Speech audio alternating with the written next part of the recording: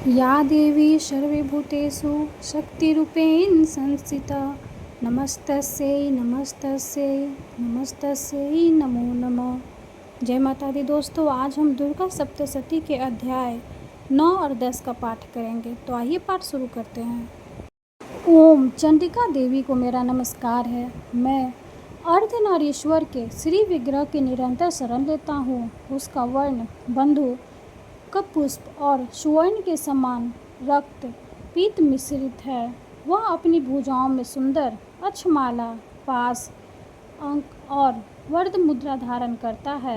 अर्धचंद्र उसका आभूषण है तथा वह 3 नेत्रों से सुशोभित है। राजा ने कहा, भगवान, आपने रक्त बीज के वध से संबंध रखने वाला देवी चरित्र का यह अद्भुत महात्म्य मुझे बतलाया। अब रक्त बीज के मारे जाने पर अत्यंत क्रोध में भरे हुए शुंभ और निशुंभ ने जो कर्म किया उसे मैं सुनना चाहता हूँ। ऋषि कहते हैं, राजन, युद्ध में रक्त बीज तथा अन्य दैत्यों के मारे जाने पर शुंभ और निशुंभ के क्रोध की सीमा न रही।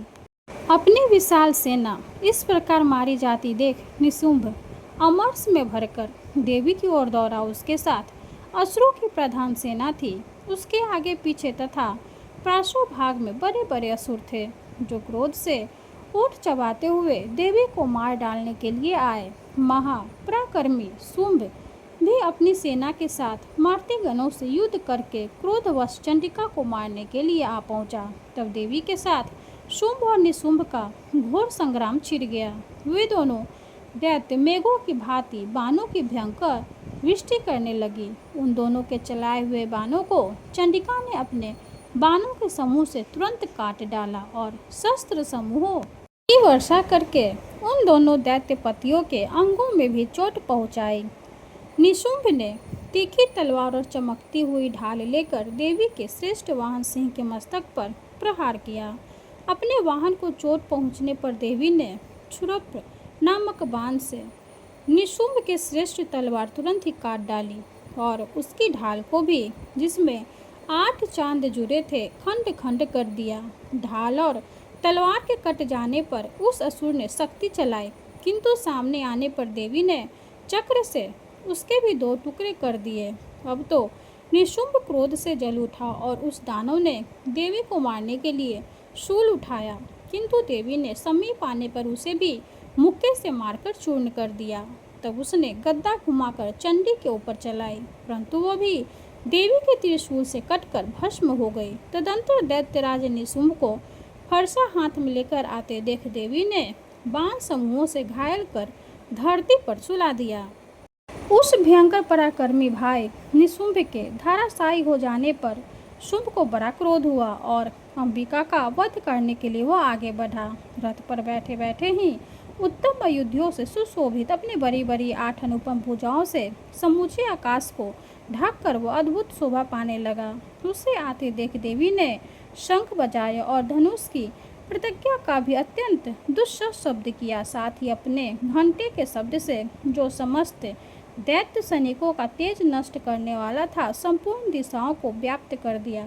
तदंतर सिंह ने भी अपनी दहाड़ से, जिसे सुनकर बड़े बड़े गजराजों का महान मद दूर हो जाता था, आकाश, पृथ्वी और 10 दिशाओं में गुंजा दिया।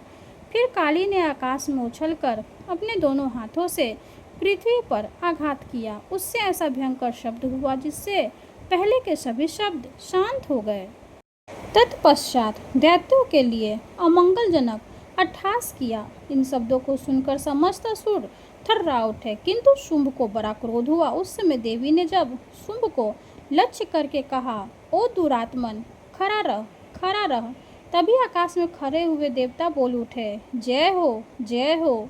शुंभ ने वहां आकर ज्वालाओं से युक्त अत्यंत भयानक शक्ति चलाई। अग्नि में पाताल के समान आती हुई उस शक्ति को देवी ने बड़े भारी लूके से दूर हटा दिया। उस समय शुंभ के सिंहनाद से तीनों लोग गूंज उठे। राजन, उसकी प्रतिध्वनि से वज्रपात के समान भयानक शब्द हुआ, जिसने अन्य सब शब्दों को जीत लिया। शुंभ के चलाए हुए बाणों के देवी ने और देवी के चलाए हुए बाणों के शुंभ ने अपने भयंकर बाणों द्वारा सैकड़ों और हजारों टुकड़े कर दिए। तब क्रोध में भरी हुई चंडिका ने शुंभ को शूल से मारा। उसके आघात से मूर्छित हो वह पृथ्वी पर गिर पड़ा। इतने में ही निशुंभ को चेतना हुई और उसने धनुष हाथ में लेकर बाणों द्वारा देवी, काली तथा सिंह को घायल कर डाला। फिर उस दैत्यराज ने 10,000 बाहें बनाकर चक्रों के प्रहार से चंडिका को आच्छादित कर दिया। तब दुर्गम पीड़ा का नाश करने वाली भगवती दुर्गा ने कुपित होकर अपने बाणों से उन चक्रों तथा बाणों को काट गिराया। यह देख निशुंभ दैत्य सेना के साथ चंडिका का वध करने के लिए हाथ में गदा ले बड़े वेग से दौड़ा। उसके आते ही चंडी ने तीखी धार वाली तलवार से उसकी गद्दा को शीघ्र ही काट डाला। तब उसने शूल हाथ में ले लिया। देवताओं को पीड़ा देने वाले निशुंभ को शूल हाथ में लिए आते देख चंडिका ने वेग से चलाए हुए अपने शूल से उसकी छाती छेद डाली। शूल ने विदीर्ण हो जाने पर उसकी छाती से एक दूसरा महाबली एवं महापराक्रमी पुरुष खरी रह कहता हुआ निकला। उस निकलते हुए पुरुष की बात सुनकर देवी ठठाकर हंस पड़ी और खड्ग से उन्होंने उसका मस्तक काट डाला। फिर तो वह पृथ्वी पर गिर पड़ा। तदंतर सिंह अपनी डालों से असुरों की गर्दन कुचलकर खाने लगा। यह बड़ा भयंकर दृश्य था। उधर काली शिवदूती ने भी अन्याय दैत्यों का भक्षण आरंभ किया। कौमारी की शक्ति से विदीर्ण होकर कितने ही महादैत्य नष्ट हो गए। ब्रह्मांड के मंत्र पूत जल से निस्तेज होकर कितने ही भाग खड़े हुए। कितने ही दैत्य महेश्वरी के त्रिशूल से छिन्न भिन्न हो धराशायी हो गए। वाराही के थुथुन के आघात से कितनों का पृथ्वी पर कचुम्बर निकल गया। वैष्णवी ने भी अपने चक्र से दानवों के टुकड़े टुकड़े कर डाले। इंद्री के हाथ से छूटे हुए व्रज से भी कितने ही प्राणों से हाथ धो बैठे। कुछ असुर नष्ट हो गए, कुछ उस महायुद्ध से भाग गए तथा कितने ही काली शिवदूती तथा सिंह के ग्रास बन गए। इस प्रकार श्री मार्कंडेय पुराण में सार्वजनिक मनवंतर की कथा के अंतर्गत देवी महात्म्य में निशुंभ वध नामक 9वां अध्याय पूर्ण हुआ। माता रानी की जय हो। अब हम 10वें अध्याय की पाठ करेंगे। 10वें अध्याय में हम शुंभ वध के बारे में जानेंगे। तो आइए पाठ शुरू करते हैं। ओम चंडिका देवी को मेरा नमस्कार है। मैं मस्तक पर अर्धचंद्र धारण करने वाली शिव शक्ति स्वरूपा भगवती कामेश्वरी का हृदय में चिंतन करता हूँ। वे तपाए हुए सुवर्ण के समान सुंदर है। सूर्य, चंद्रमा और अग्नि यही तीन उनके नेत्र हैं तथा वे अपने मनोहर हाथों में धनुष, बाण, शंख, पाश और शूल धारण किए हुए हैं। ऋषि कहते हैं, राजन, अपने प्राणों के समान प्यारे भाई निशुंभ को मारा गया देख तथा सारी सेना का संहार होता जान शुंभ ने कुपित होकर दुष्ट डूब गए। तू बल के अभिमान में आकर झूठ मूठ का घमंड न दिखा। तू बड़ी माननी बनी हुई है किंतु दूसरी स्त्रियों के बल का सहारा लेकर लड़ती है। देवी बोली, ओ दुष्ट, मैं अकेली ही हूँ। इस संसार में मेरे सिवा दूसरी कौन है? देख, ये मेरी ही विभूतियाँ हैं, अतः मुझ में ही प्रवेश कर रही है। तदंतर ब्रह्मानी आदि समस्त देवियाँ अंबिका देवी के शरीर में लीन हो गई। उस समय केवल अंबिका देवी ही रह गई। देवी बोली, मैं अपनी ऐश्वर्य शक्ति से अनेक रूप में यहाँ उपस्थित हुई थी। उन सब रूपों को मैंने समेट लिया। अब अकेली ही युद्ध में खड़ी हूँ। तू भी स्थिर हो जाओ।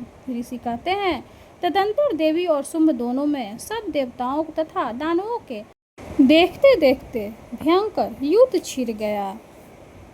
बाणों की वर्षा तथा तीखे शस्त्रों एवं दारुण अस्त्रों के प्रहार के कारण उन दोनों का युद्ध सब लोगों के लिए बड़ा भयानक प्रतीत हुआ। उस समय अंबिका देवी ने जो सैकड़ों दिव्य अस्त्र छोड़े, उन्हें दैत्यराज शुंभ ने उनके निवारक अस्त्रों द्वारा काट डाला। इसी प्रकार शुंभ ने भी जो दिव्य अस्त्र चलाए, उन्हें परमेश्वरी ने भयंकर हुंकार शब्द के उच्चारण आदि द्वारा खिलवाड़ में ही नष्ट कर डाला।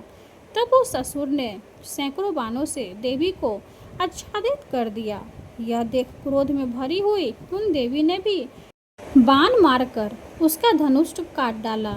धनुष कट जाने पर फिर दैत्यराज ने शक्ति हाथ में ली, किंतु देवी ने चक्र से उसके हाथ की शक्ति को भी काट गिराया। तत्पश्चात दैत्यों के स्वामी शुंभ ने 100 चांद वाली चमकती हुई ढाल और तलवार हाथ में ले उस समय देवी पर धाव किया।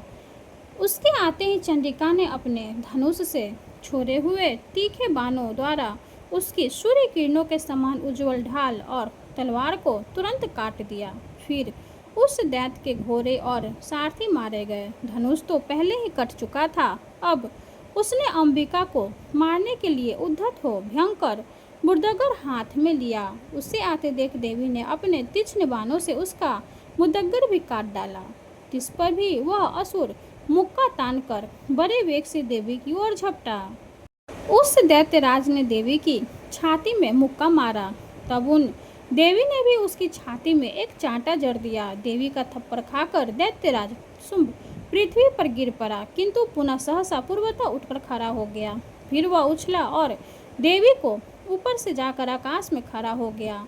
तब चंडिका आकाश में भी बिना किसी आधार के ही शुंभ के साथ युद्ध करने लगी। उस समय दैत्य और चंडिका आकाश में एक दूसरे से लड़ने लगे। उनका वह युद्ध पहले सिद्ध और मुनियों को विस्मय में डाले हुए था।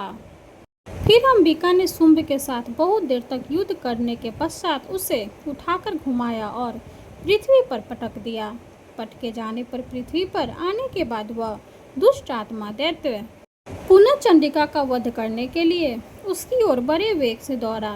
तब समस्त दैत्यों के राजा शुंभ को अपनी ओर आते देख देवी ने त्रिशूल से उसकी छाती छेद कर उसे पृथ्वी पर गिरा दिया। देवी के शूल की धार से घायल होने पर उसके प्राण पखेरु उड़ गए और वह समुद्रों, द्वीपों तथा पर्वतों सहित समूची पृथ्वी को कपाता हुआ भूमि पर गिर पड़ा। तदंतर उस दुरात्मा के मारे जाने पर संपूर्ण जगत प्रसन्न एवं पूर्ण स्वस्थ हो गया तथा आकाश स्वच्छ दिखाई देखने लगा। पहले जो उत्पात सूचक मेघ और उल्कापात होते थे वे सब शांत हो गए तथा उस दैत्य के मारे जाने पर नदियां भी ठीक मार्ग से बहने लगी। उस समय शुंभ की मृत्यु के बाद संपूर्ण देवताओं का हृदय हर्ष से भर गया और गंधर्वगण मधुर गीत गाने लगे। दूसरे गंधर्व बाजे बजाने लगे और अप्सराएं नाचने लगी। पवित्र वायु बहने लगी। सूर्य की प्रभा उत्तम हो गई। अग्निशाला की बुझी हुई आग अपने आप प्रज्वलित हो उठी तथा संपूर्ण दिशाओं के भयंकर शब्द शांत हो गए। इस प्रकार श्री मार्कंडेय पुराण में सार्वजनिक मनवंतर की कथा के अंतर्गत देवी महात्म्य में शुंभ वध नामक 10वां अध्याय पूरा हुआ। माता रानी की जय हो।